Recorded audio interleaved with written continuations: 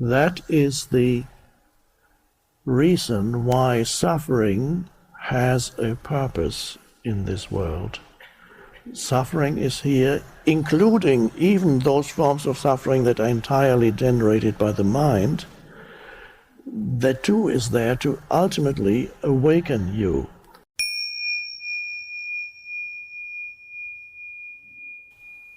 So you have the suffering that is generated through this misuse of the mind, unconscious thinking, and you have suffering that comes through encountering disaster in one form or another in your life. That's not to be denied.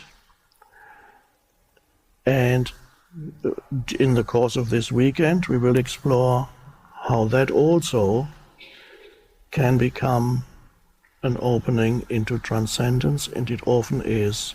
You will hear stories of people who were confronted with the most extreme forms of suffering and were able to go beyond it, not by denying it, but by transcending. There's a huge difference between denial and transcendence. We'll be looking at that. So there's the person who lives confronted with problems and with challenges, and there is the potential of discovering, and sometimes through encountering extreme forms of disaster, but not always, not necessarily, but there's the potential of discovering within yourself a dimension of depth that transcends who you are as a person. And in this moment, when the thinking mind stops for a moment and is replaced with an aware presence, then the transcendent dimension has emerged in you. And the invitation to you is right here and now to see if you can invite that dimension into your life. And it is almost as if you disappeared temporarily, what you before you called I. Because when you're not thinking and just are aware, then the person has temporarily subsided, and an aware presence has arisen, and that's the discovery of the transcendent you, or the, as I call it sometimes, the deep I. And for some people it comes, and there are many accounts throughout history, it comes through encountering extreme forms of suffering. I know that Steve Taylor will probably address it. He's done a lot of research, and that we have one speaker, I don't want to say too much, who encountered awakening through very extreme form of suffering. And that is the potential for awakening that is hiding beyond the seemingly most dreadful thing that could happen to you. And it's all expressed symbolically, whether or not you relate to it whether you're a Christian or you're not a Christian, you simply understand there's something there, that the symbol of the cross points to, it doesn't. This is something I don't think it's fully understood by most churches or conventional Christians. What the symbol of the cross points to, and a man who is dying on the cross, to me that is the archetype of human and what is possible. The cross is a torture instrument. It's an expression of extreme suffering. So you have this human being on a torture instrument. Now, then something happens. There is this human being dies, this in a state of surrender, not my will but thy will be done. The human being dies in a state of surrender, and the very torture instrument is a symbol for the divine. The cross is a sacred symbol. But the cross is also a torture instrument. The torture instrument, the greatest obstacle to fulfillment, the greatest obstacle to life, it seems, is also potentially the opening into the transcendent dimension. And I believe this, to me, is the deep symbolism of the cross.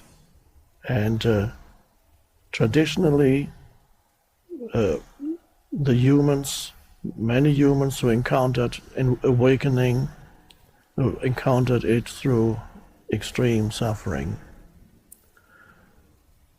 And that drove them to a point of surrender. That drove them, because they couldn't stand the pain anymore, that drove them to the state of acceptance of what is. And then suddenly the vertical dimension opened up. That's also, you could say, the cross also points to the two dimensions, the horizontal dimension and the vertical dimension.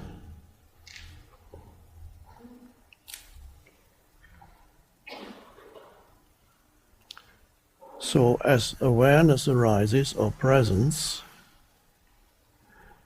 then it begins to shine through the person. The person does no longer have the density that completely obscures the awareness, the consciousness, the unconditioned consciousness underneath. And it's often the case that the density is destroyed by suffering, and that is the reason why suffering has a purpose in this world. Suffering is here, including even those forms of suffering that are entirely generated by the mind. That too is there to ultimately awaken you. So you suffer, and the suffering, all of you have been through different forms of suffering, some very deep, some just a succession of many minor frustrations and things going wrong. So you somehow you lost confidence in, you lost belief that this world would ultimately be able to satisfy you or make you happy. You say, that's not it. And perhaps you became frustrated with yourself. That's possible too.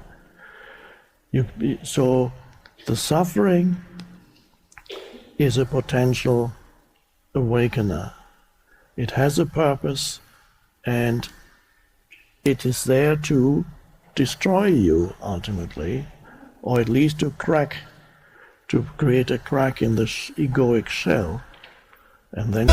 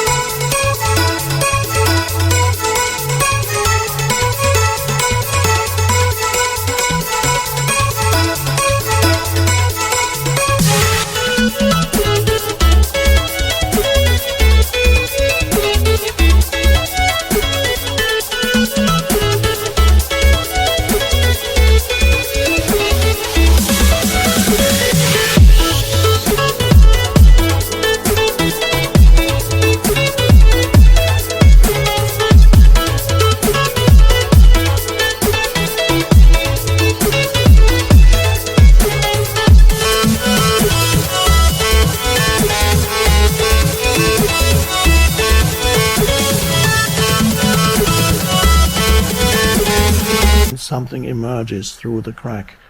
Some people in this lifetime continue to have an ego, but it's no longer totally, it's no longer a impenetrable shell. It had, through suffering, it has received cracks here and there. There's is it Leonard Cohen?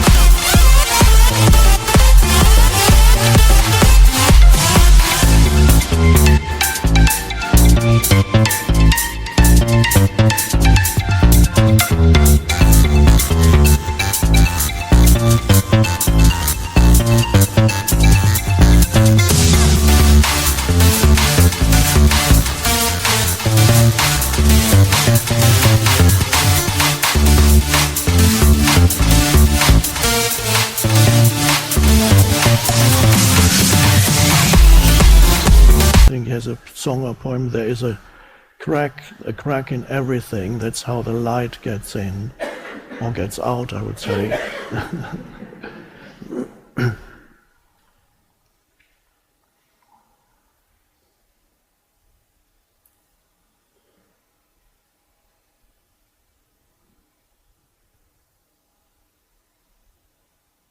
So suffering destroys the false self, the identification, complete identification with your form identity.